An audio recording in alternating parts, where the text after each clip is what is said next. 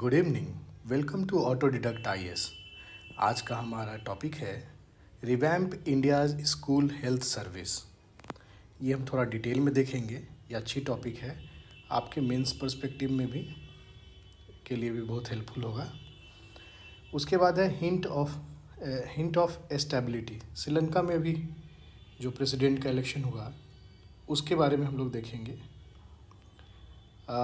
अगला है एक अच्छा रिपोर्ट है सेविंग मदर, मोर्टेलिटी रेट के ऊपर है ये, इसको भी हम लोग देखेंगे। उसके बाद है India Vietnam tie from strong to stronger. Actual में 50 ईयर हमारा हो गया है डिप्लोमेटिक रिलेशन का, तो उस पर ये है, अच्छा टॉपिक है। तो ये दो टॉपिक बहुत ही अच्छा है, बहुत ही इम्पोर्टेंट है। ये फर्स्ट है और ये लास्ट टॉपिक है, और दोनों ही बहुत ही क्रूशियल है आपके मेंस पर्सपेक्टिव से। ऐसे चारों ही हैं, लेकिन ये दोनों थोड़ा डिटेल में। ठीक है, फिर चलते हैं हम लोग पहले टॉपिक से। अगला टॉपिक है revamp India school health service. इसमें राइटर जो कॉन्शियस है अबाउट द लर्निंग रिकवरी। जो लर्निंग रिकवरी है कोविड-19 के बाद वो कम हो गया है। तो ये पूरे जो आर्टिकल है इसमें हेल्थ और एजुकेशन दोनों को मिलाकर देखने का बात किया गया है। और इंडिया में जो हेल्थ इशू है चिल्ड्रन पे, उस पर ज़्यादा ध्यान नहीं दिया जाता है। उसके बारे में ये अपना कंसर्न भी बताए हैं, और अब क्या होना चाहिए, क्या वे फॉरवर्ड होना चाहिए, उसके बारे में ये बात की है। देखिए, इसमें जो पहला ये बात बोले कि जो लर्निंग रिकवरी है जो कोविड-19 के बाद घटा है, वो पूरा का पूरा हेल्थ पे डिपेंड करता है। तो ज़रूरी है कि आप हेल्थ ऑफ स्कूल चिल्ड्रन, इस पे ध्यान दीजिए कि स्कूल चिल्ड्रन का हेल्थ कैसा है, उस पे आपको ध्यान देना होगा। और अभी तक जो पॉलिसी अटेंडेंट जो है, पॉलिसी बनाने वाला, इस पे ज़्यादा ध्यान नहीं दे पाया है। कारण क्या है बताएं हैं ये, कि वो हेल्थ केयर और मेडिकल केयर दोनों को एक ही समझते हैं। हेल्थ केयर और मेडिकल केयर को वो दोनों एक ही समझते हैं, जबकि दोनों दो चीज़ है। हेल्थ केयर जो होता है वो प्रिवेंटिव होता है, आपको बीमार नहीं होने दिया जाए उसके लिए क्या मेजर लिया जाए, वो होता है हेल्थ केयर में। और मेडिकल में तो आप बीमार पड़ गए हैं तो ट्रीटमेंट देना है। तो प्रॉब्लम ये है कि पॉलिसी मेकर जो है ये दोनों को यहाँ पे इंडिया में खास कर एक ही समझते आए हैं। तो इसीलिए आप हेल्थ ऑफ स्कूल चिल्ड्रन जो टॉपिक है, इस मुद्दा पे वो लोग सही डायरेक्शन में काम नहीं कर पाते। इसका इन्होंने एक हिस्टोरिकल बैकग्राउंड से बात किया है कि कहाँ से सबसे पहली बार जो स्कूल हेल्थ के बारे में बात किया गया था। तो ये बड़ौदा प्रेसिडेंसी का बात में था। वहाँ पे medical examination of school children वहाँ पे कंडक्ट कराया गया। उसके बाद 1946 है, और उसके बाद आपका 1953 है। 1946 में वो जो जोसेफ बोरे कमेटी है वो बोला कि इंडिया में जो हेल्थ सर्विस है, स्कूल हेल्थ सर्विस जो है, अंडर डेवलप्ड है और प्रैक्टिकली नॉट एग्जिस्ट, है ही नहीं है एक तरह से प्रैक्टिकली देखा जाए तो।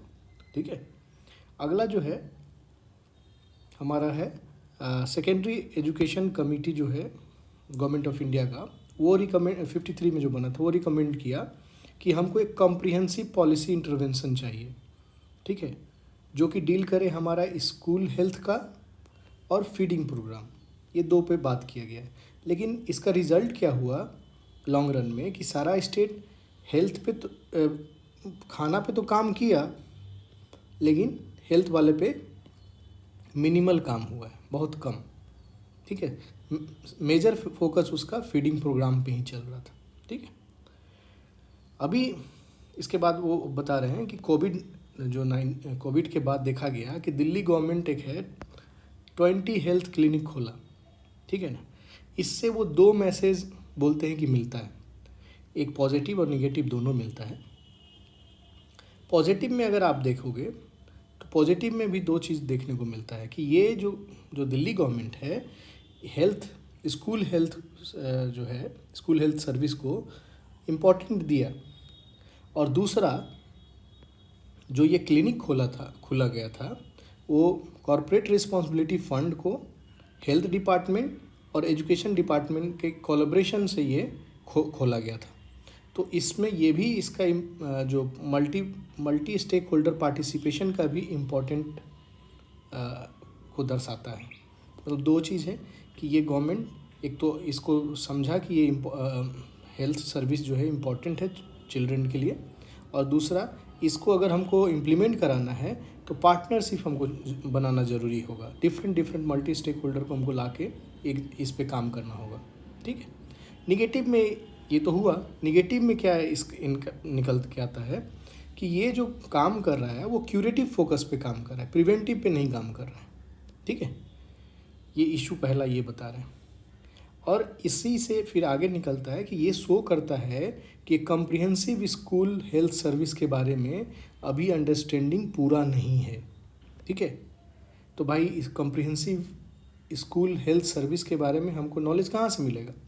तो बहुत सारा फ्रेमवर्क और पेपर रिलीज हो चुका है या गाइडलाइन दिया गया हुआ है। तो इसमें 3 गाइडलाइन और फ्रेमवर्क के बारे में हम लोग बात कर सकते हैं। ठीक है, तो एक तो है आपका ये बात करते हैं फ्रेश के बारे में। ठीक है, जो दो मल्टी पार्टी मिल के ये बनाता है फ्रेश। दूसरा आपका एक बात करते हैं WHO जो बात बोलता है वो, और तीसरा एक है central for disease control and prevention, Atlanta USA का है गाइडलाइन। तो ये 3 है, तीनों पे हम लोग देखते हैं। तो ये है यूनेस्को, यूनिसेफ, WHO और वर्ल्ड बैंक मिलकर ये फ्रेश बनाता है। फ्रेश का फुल फॉर्म जो फ्रेश का फुल फॉर्म है ये है framework and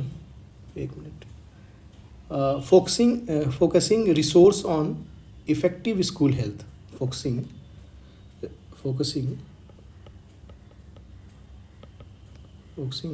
resource on effective school health. ठीक है, अब इसमें जो फ्रेश है इस पे दो चीज़ पे बात किया फ्रेश। एक तो कोर एरिया पे बात किया और एक सपोर्टिंग स्ट्रेटजी के बारे में बात किया। आपको कोर एरिया पे आपको फोकस करना पड़ेगा। क्या क्या किस चीज़ पे फोकस करना है? तो बोला कि स्कूल हेल्थ पॉलिसी वैसा बनाइए, स्कूल हेल्थ पॉलिसी पे जो वाटर, सैनिटेशन, इन्वायरमेंट को जो देखता हो उस पर पॉलिसी आपका सही होना चाहिए। दूसरा स्किल बेस्ड हेल्थ एजुकेशन होना चाहिए, और तीसरा school based health and nutrition service भी होना चाहिए। ये सब एरिया पे फोकस करना है। स्ट्रेटजी में क्या बोले कि आपको इफेक्टिव पार्टनरशिप बनाना होगा हेल्थ एंड एजुकेशन सेक्टर के बीच में। ठीक है, कम्युनिटी पार्टिसिपेशन को भी बढ़ाना होगा, और आपका ये जो है स्टूडेंट का पार्टिसिपेशन को भी बढ़ाना होगा। कम्युनिटी पार्टनरशिप और स्टूडेंट पार्टिसिपेशन, तो ये 3 चीज़ इसमें सपोर्टिंग स्ट्रेटजी में ये बात करता है फ्रेश। ठीक है, अगला है हमारा WHO का। तो WHO बोलता है कि आपका जो स्कूल हेल्थ सर्विस जो है वो डिज़ाइन होना चाहिए, वो लोकल नीड को देखते हुए होना चाहिए। ठीक है, लोकल नीड को देखते होना चाहिए। और उसके बाद ये बोलता है कंपोनेंट ऑफ हेल्थ प्रमोशन, इसमें जो डिज़ाइन होगा उसमें हेल्थ प्रमोशन भी होना चाहिए। ठीक है, हेल्थ के लिए प्रमोट करना चाहिए, हेल्थ एजुकेशन भी होना चाहिए, और स्क्रीनिंग भी होना चाहिए रेगुलर। ठीक है, स्क्रीनिंग मतलब एक तो केयर हो सकता है, रेफरल हो सकता है। ठीक है ना, जैसा भी ज़रूरत होगा या सपोर्ट हो सकता है। ठीक है, तो ये आपका WHO का बात करता है, ये गाइडलाइन अकॉर्डिंग टू WHO। ठीक है, अगला है जो आपका एक है अटलांटा का जो बात किए हैं, तो ये भी 4 एरिया पे फोकस करने के लिए बात करता है कि एक्यूट एंड इमरजेंसी केयर पे फोकस कीजिए, फैमिली इंगेजमेंट पे फोकस कीजिए, क्रॉनिक डिजीज़ मैनेजमेंट पे फोकस कीजिए, और केयर कोऑर्डिनेशन पे भी फोकस कीजिए। 4 एरिया इनका है। ठीक है, तो ये एक तरह से जो बेस्ट यूजेज है ये बता रहा है, राइटर इसमें बताए हैं। ये 3 में से आप इंडिया में अप्लाई कर सकते हैं, इसे सीख कर हम लोग अप्लाई कर सकते हैं। No doubt Delhi government use की है, लेकिन उसमें भी अभी कुछ इशू है। तो मेन ऑब्जेक्टिव जो इसमें बताया गया है कि हेल्थ सर्विस का क्या होना चाहिए, कि आपको पॉजिटिव हेल्थ को प्रमोट करे, प्रिवेंशन ऑफ डिजीज़ हो, early diagnosis, treatment and follow up, health consciousness in children, इसको बढ़ाए, enabling the promotion of healthy school environment, healthy school environment के लिए ऐसा प्रोविज़न बनाए कि उसका स्कूल का इन्वायरमेंट अच्छा रहे। ठीक है, तो ये मेरा ऑब्जेक्टिव है स्कूल हेल्थ सर्विस का। ठीक है, ये इसमें बताया गया है। इसके बाद आपका है कि आखिर हमको और क्या करना होगा, इंडिया को क्या क्या करना होगा। तो व्हाट नीड, ये बेसिकली आपको एक तरह से एग्ज़ाम में डायरेक्टली यूज़ कर सकते हो, या तो जब चिल्ड्रेन वाले जो डेटा बुक अगर आप बनाए हो, डेटा कॉपी वगैरह सेक्शन में ये सब चीज़ डाल दोगे तो डायरेक्टली यूटिलाइज कर लोगे ये सब पॉइंट को आंसर राइटिंग में। अब अगला है व्हाट नीडेड में, ठीक है। तो बहुत अच्छा पॉइंट है, इसमें 7-8 पॉइंट है, आप इसको पूरा यूज कर सकते हो डायरेक्टली सेम टू सेम। इसमें है एक पहला बात बताया कि सारे स्टेट जो है अपना जो स्कूल हेल्थ सर्विस है उसको एक तो रिव्यू करिए, कैसा स्टेटस है अभी, कौन सा स्थिति में है। उसके बाद आप रोड मैप बनाइए, ठीक है। और रोड मैप में एकदम डेडिकेटेड एक तो बजट भी होना चाहिए और टाइम फ्रेम में होना चाहिए कि हाँ इतना दिन में ये चीज़ होने जाना चाहिए, ठीक है। इसमें एक चीज़ और बताया गया है कि जो 15 फाइनेंस कमीशन जो है ग्रांट फॉर जो हेल्थ दिया गया है उसको यूटिलाइज किया जा सकता है, ये से जो डेडिकेटेड हेल्थ बजट का जो बात कर रहे हैं उसके लिए, ठीक है। उसके बाद ये भी बात किया है कि आप स्कूल का इंफ्रास्ट्रक्चर को भी डेवलप कीजिए, हेल्थ इंफ्रास्ट्रक्चर को डेवलप कीजिए। तो कैसे कर सकते हैं आप, प्रिवेंटिव, प्रोमोटिव और क्यूरेटिव सर्विस पे फोकस करके, ठीक है। उसके बाद आप health talk and life style service, जैसे आप फिजिकल एक्टिविटीज़ क्लास में स्कूल में कराते हैं वैसे ही इसके बारे में भी आप स्टार्ट कराइए। उसके बाद जो एडोलेसेंट जो बच्चे हैं उसको आप सेक्सुअल हेल्थ एजुकेशन और मेंसुरेशन हाइजीन के बारे में भी आप एजुकेशन दीजिए। और ये दोनों को आप इंटीग्रेटेड सर्विस क्लासरूम प्रोग्राम में ही चलाइए। रेगुलर क्लासरूम में जो होता है ना उसमें आप ये सारा चीज़ आप स्टार्ट कर सकते हैं, ठीक है। दूसरा ये तो इंफ्रास्ट्रक्चर हो गया, सारे को एक रोड मैप बनाइए, हेल्थ इंफ्रास्ट्रक्चर क्रिएट कीजिए। उसके बाद है कि जो आप स्कूल हेल्थ क्लिनिक के साथ साथ आप ऑनलाइन कंसल्टेशन भी करा सकते हैं फिजिकल और मेंटल दोनों के लिए, ठीक है। इसके बाद एक बहुत इंपॉर्टेंट है कि पेरेंट का पार्टिसिपेशन और रोल को बढ़ाइए, उसको सेंसिटाइज कीजिए हेल्थ के बारे में। और कैसे कर सकते हैं, तो पीटीए मीटिंग के थ्रू, ठीक है। अगला है कि भाई जो रूल बनेगा, डिज़ाइन होगा, ये दोनों के लिए होना चाहिए, गवर्नमेंट और प्राइवेट स्कूल, ठीक है। स्कूल दोनों के लिए इंक्लूड होना चाहिए, ठीक है। ऐसा नहीं कि गवर्नमेंट के लिए ही यूज़ हो रहा है और जो प्राइवेट वाले है वो बच्चा छूटा हुआ हो, ठीक है। इसके बाद स्कूल हेल्थ जो आयुष्मान भारत में है, स्कूल हेल्थ इनिशिएटिव जो है आयुष्मान भारत में स्टार्ट हुआ था 2020 में, ठीक है ना, 2020 में स्टार्ट हुआ था। तो ये पूरा यूटिलाइजेशन नहीं हो पा रहा है, सही से इम्प्लीमेंटेशन नहीं हो रहा है। तो इसका ज़रूरत है कि इसको आप रिव्यू करिए, ठीक है। और जो फाइनेंशियल एलोकेशन है उसको बढ़ाइए। फाइनेंशियल एलोकेशन के बाद ही वहाँ पे जो सफिशिएंट ह्यूमन रिसोर्स मिल पाएगा, ठीक है। इसके बाद आपका बात हो रहा है कि जो आपका डिपार्टमेंट स्कूल एजुकेशन डिपार्टमेंट है और हेल्थ डिपार्टमेंट है, एजुकेशन और हेल्थ डिपार्टमेंट सारे एक साथ, सारे स्टेट में एक साथ मिलकर काम करें, तभी जाकर आप एक कॉमन गोल को अचीव कर पाइएगा। जो हमारा पूरा नेशन का ग्रोथ होना चाहिए तो कॉमन गोल एक तरह से है। और उसके बाद एक और बात, 8वां बात हम कर सकते हैं कि हेल्थ पॉलिसी जो है, नेशनल हेल्थ पॉलिसी 2017 और यहाँ नेशनल एजुकेशन पॉलिसी होगा, नेशनल एजुकेशन पॉलिसी, ठीक है। नेशनल एजुकेशन पॉलिसी 2022 का है, देख लेंगे 20 ही है ना, इसको एक बार चेक कर लेते हैं। आई थिंक 20 ही होना चाहिए, ठीक है। नहीं 20 का है और ये 17 का, ठीक है। हाँ 20 है और ये 17 है। ये दोनों को कन्वर्ज करिए कि दोनों का एक ही गोल होना चाहिए ना, ह्यूमन डेवलपमेंट, हमारा चाइल्ड का डेवलपमेंट, तो हेल्थ भी और एजुकेशन दोनों के साथ साथ होना चाहिए। उसके बाद अगला है हमारा कि इलेक्टेड रिप्रेजेंटेटिव और जो प्रोफेशनल जो पब्लिक हेल्थ के लिए जो काम कर रहे हैं वो, और जो पेडिटेरिशियन जो बच्चे लोग को देखते हैं वो, तो ये सारा एक साथ मिलकर अपना रिस्पॉन्सिबिलिटी शेयर करे कि बच्चा का जो हेल्थ हो एक जैसा हो, ठीक है। इसके बाद ये जो है 8-9 जो पॉइंट है ये ज़रूरी है।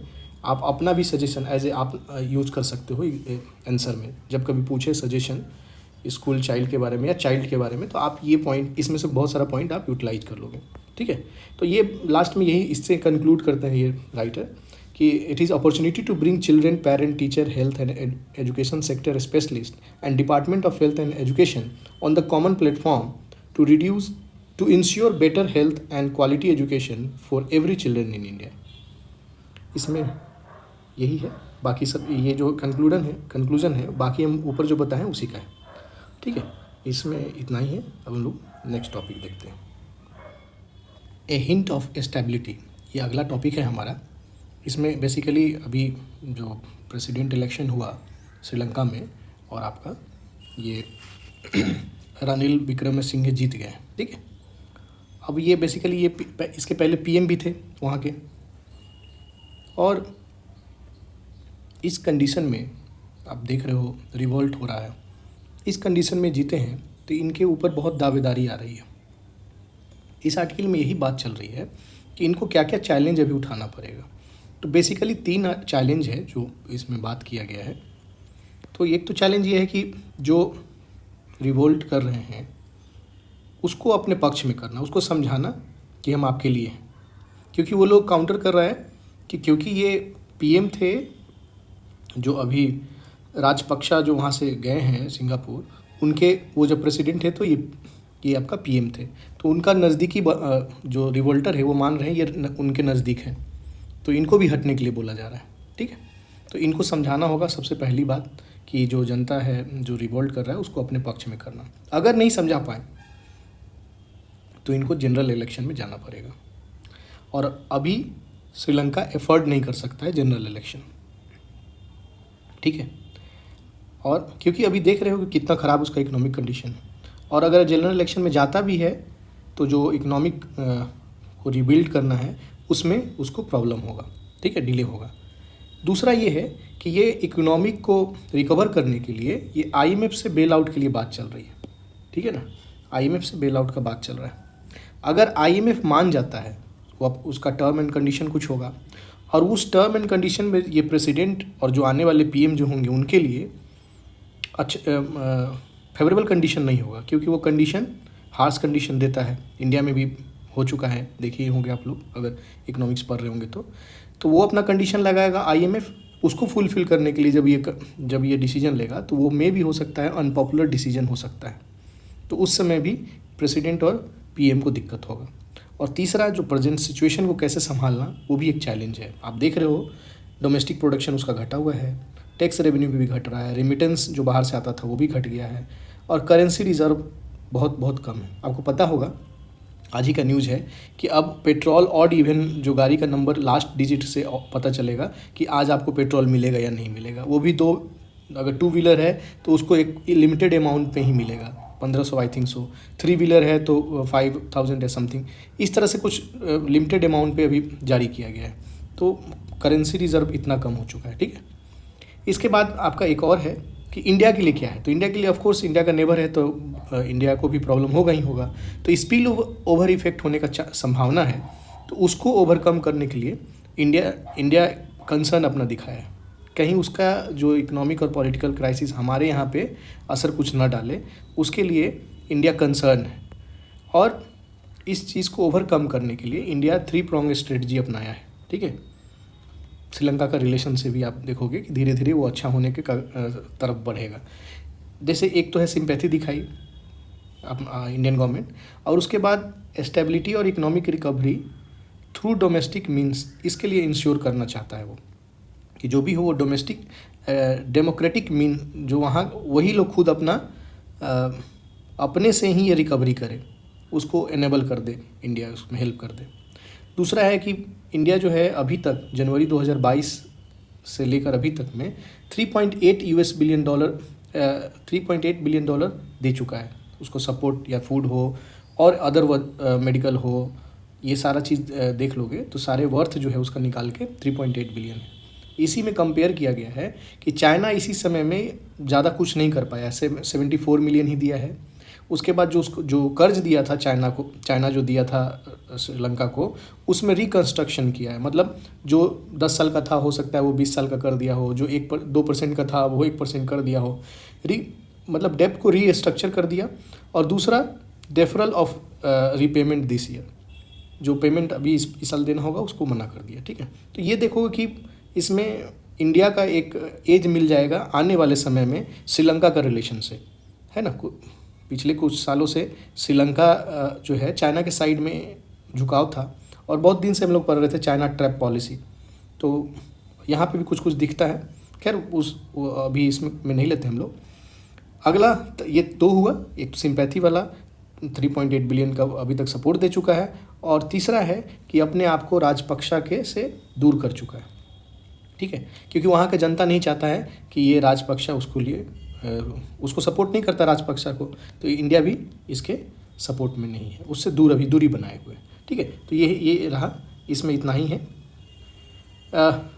इसके बाद हम लोग नेक्स्ट टॉपिक पे चलते हैं, सेविंग मदर। ये भी अच्छा टॉपिक है, ये आप जो child and mother and child वाला डेटा बुक है उसमें आप इसको डाल सकते हो। इसमें ये बताया कि भाई जो मैटरनल मोर्टेलिटी रेट है, मैटरनल मोर्टेलिटी रेट, ये दो चीज़ इंडिकेट कराता है। एक तो आपका हेल्थ सिस्टम कैसा है, वो जो आपके कंट्री में हेल्थ सिस्टम कैसा है वो, और दूसरा कि एबिलिटी, मतलब वुमेन को कितना एक्सेसिबल है हेल्थ सिस्टम, ठीक है ना। दो चीज़ है। एक लास्ट में यहाँ है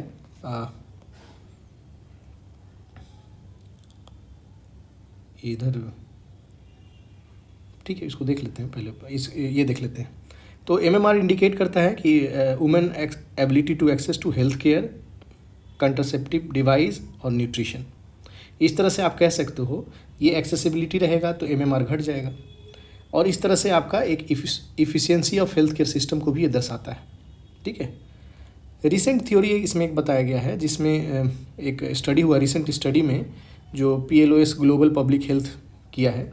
तो इसमें इसको दो चीज़ मिला कि हमारा जो प्रोग्रेस ऑफ हेल्थ केयर हमारे यहाँ बढ़ा है, progress of health care by targeting women को, अगर आप वुमेन को हेल्थ केयर आप हेल्थ सिस्टम दोगे तो ओवरऑल हेल्थ केयर सही हो जाएगा। आपको पता है कि अगर आपका मैटरनल हेल्थ सही नहीं होगा तो ह्यूमन जो डेवलपमेंट होगा, जो आने वाला चाइल्ड होगा, वो भी उतना अच्छा नहीं होगा, ठीक है ना।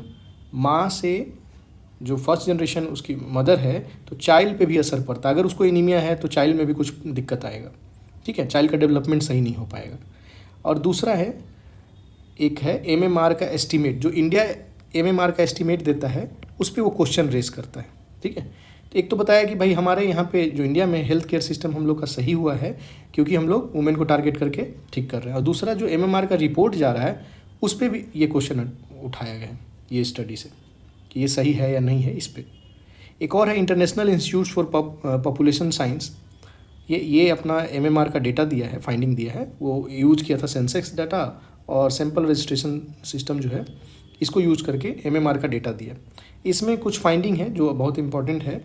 इसमें बताया कि 70% ऑफ डिस्ट्रिक्ट जो इंडिया का है वो अबव 70 डेथ है। 70 डेथ मतलब हर एक 1 लाख में 70 डेथ हो रहा है, 1 लाख पॉपुलेशन में 70 डेथ हो रहा है।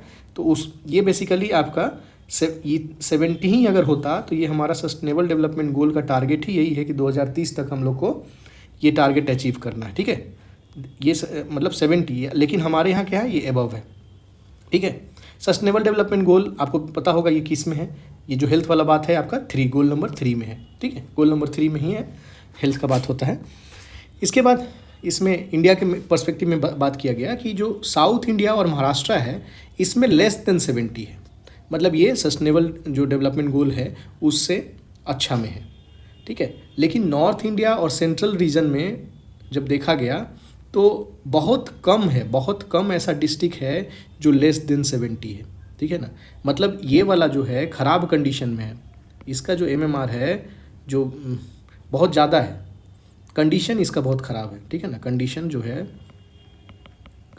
बहुत ख़राब है इसका, ठीक है। और इसमें एक चीज़ और ये तो मिल गया कि नॉर्दर्न इंडिया और साउदर्न इंडिया का एक तो डिफरेंस मिल गया।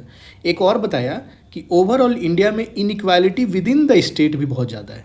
विद इन द स्टेट हो सकता है कोई स्टेट कोई डिस्ट्रिक्ट जो है उसी स्टेट में अच्छा किया है, कोई डिस्ट्रिक्ट ख़राब किया है, ठीक है ना। और ये सिर्फ नॉर्थ इंडिया तक ही सीमित नहीं है, ये साउथ इंडिया जो अच्छा परफॉर्मेंस दे रहा है ना एमएमआर में, उसमें भी ये देखने को मिला है।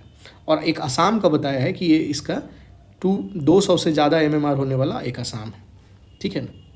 तो ये इतना इंडिकेशन है, तो इसको अच्छा इंपॉर्टेंट डेटा है जिसको आप यूटिलाइज कर सकते हैं आंसर में। हाई एमएमआर जो होता है ये दिखाता है कि आपका हेल्थ केयर सिस्टम जो है सही नहीं है, inadequacy responsiveness of health care दिखाता है।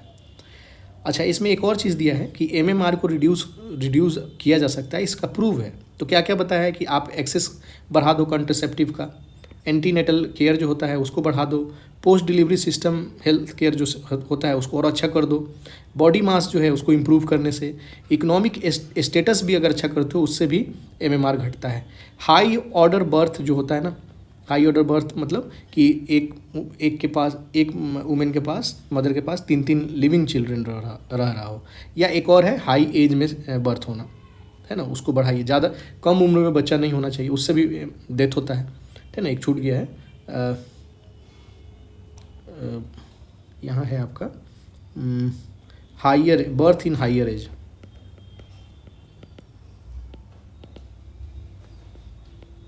ठीक है। तो इसमें ये चीज़ हुआ।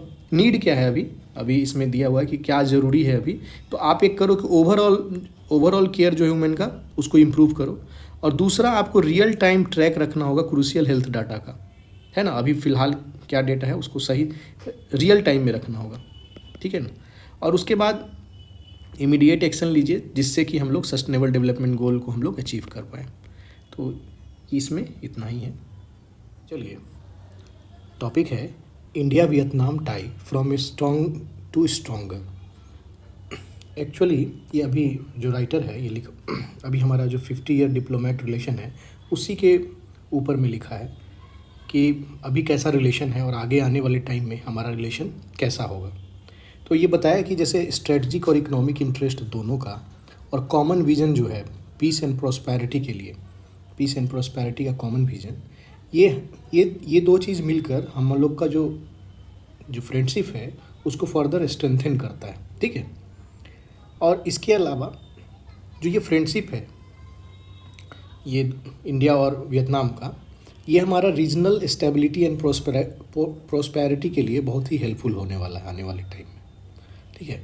अब ये रिलेशन हमारा और वियतनाम का कहाँ तक मतलब सक्सेस है और ये दोनों क्यों रिलेशन एस्टेब्लिश करें, इसके लिए एक चीज़ देखना है हमारा कि दोनों का शेयर कंसर्न क्या है, दोनों का एकमत क्या है, किस चीज़ में मिलता जुलता बात है।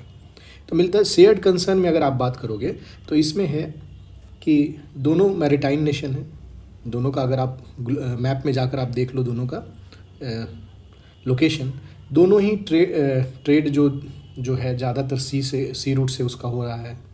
हिस्टोरिकल कॉमन क्या है, चाइना से वार दोनों का हुआ है।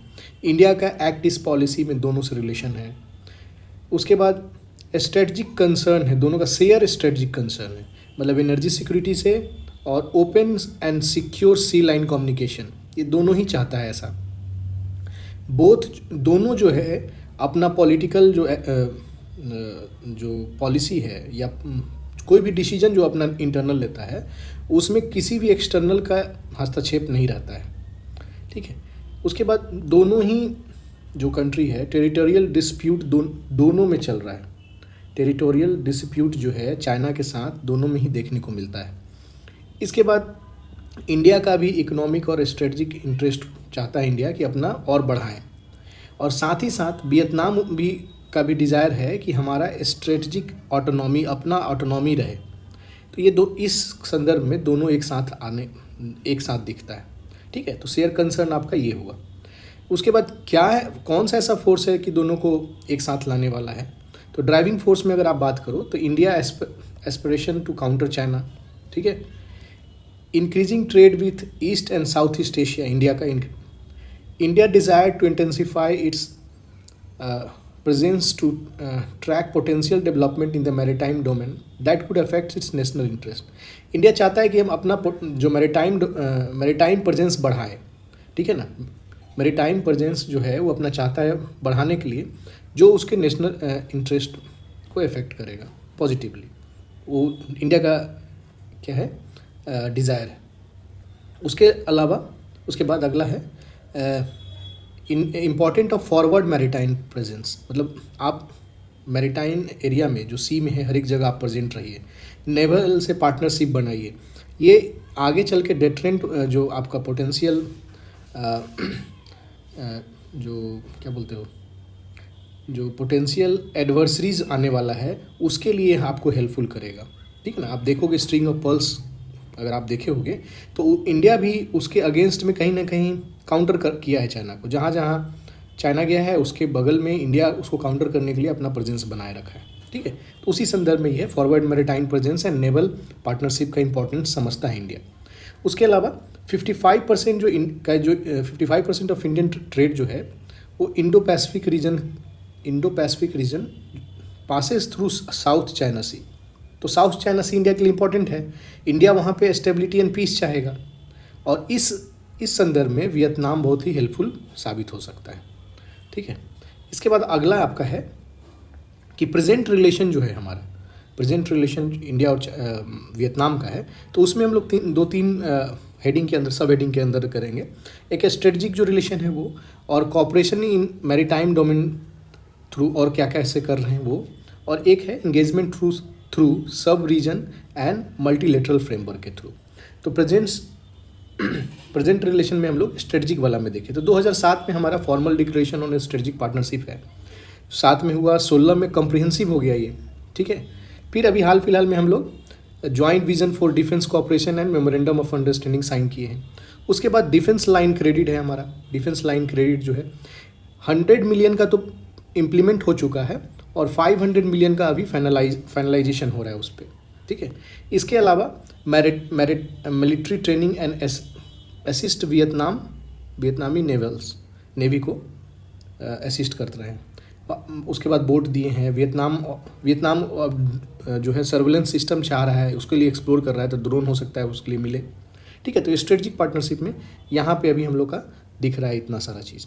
इसके बाद आपका अदर में भी है कि मैरीटाइम डोमेन में हम लोग कहाँ से अभी काम कर रहे हैं। तो हम लोग डायलॉग में हैं, मैरीटाइम सिक्योरिटी डायलॉग कर रहे हैं, नेवल एक्सरसाइज, फिर शिप विजिट भी कर रहे हैं, coastal guard cooperation, training and capacity building. ठीक है, तो ये कोऑपरेशन इन मैरीटाइम डोमेन थ्रू ये चीज़ के थ्रू हो रहा है।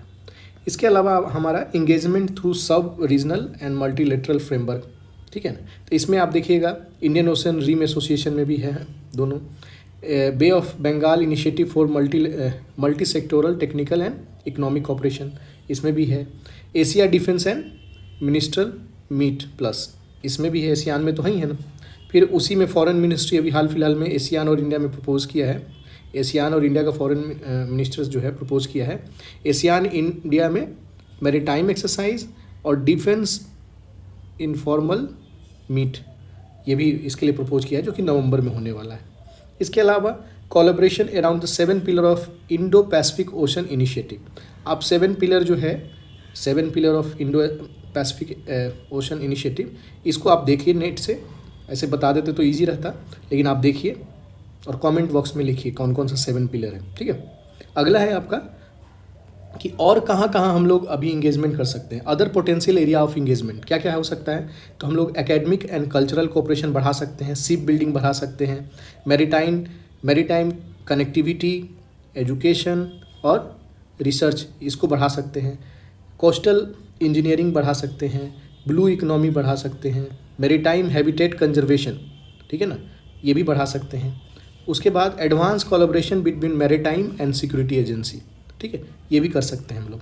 तो ये है पोटेंशियल एरिया जहाँ पे हम लोग इंगेजमेंट और बढ़ा सकते हैं। ठीक है, इसके लिए इतना ही है। Thank you.